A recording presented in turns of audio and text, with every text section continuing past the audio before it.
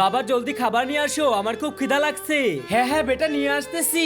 এই নাও তাড়াতাড়ি খেয়ে নাও, সেহরির সময় শেষ হয়ে যাচ্ছে। বাবা আরেকবার ভেবে দেখো, তুমি কি রোজা রাখবে? রোজা রাখতে খুব কষ্ট হয়, আর তুমি তো এখনো খুব ছোট।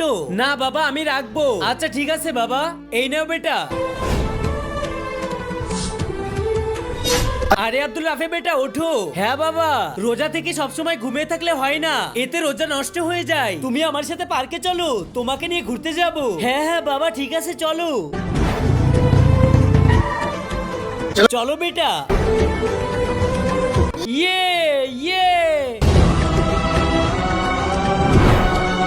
ইয়ে ইয়ে। বাবা খুব বেশি ক্ষুধা লাগছে।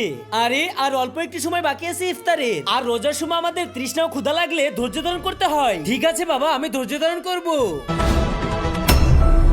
বাবা আমি কি ওর সাথে খেলতে যেতে পারি? হ্যাঁ বাবা যাও খেলো। ঠিক আছে বাবা। ইয়ে ইয়ে। আরে আজান হয়ে গেল। আরে ও তো খেলছে, আমি ওকে এখানে রেখে নামাজ পড়ে আসি। আমি আর খেলবো না, আমাকে ঘরে যেতে হবে, তুমি খেলো। আরে ওই বাচ্চাটি একা একা খেলতেছে, আজকে তো কাম হয়ে গেছে। আরে বেটা খেলতে খেলতে তো তোমার ক্ষুধা লেগে গেছে, এই যে নাও চকলেট খাও। আঙ্কেল আমি তো রোজা, আমি কিছু খাবো না। আরে আমার বাবা কোথায় গেল? কি বাবা কাছে নেই? তাইলে তো কিছু করতেই হয়। বন্ধুরা ছেলেটার সাথে এরপরে কি হয়েছিল সেটা দেখতে হলে আমাদের ভিডিওতে একটা লাইক করে চ্যানেলটাকে সাবস্ক্রাইব করে দাও। আজকে বিকেলে এই চ্যানেলে পার্ট 2 ছাড়া হবে।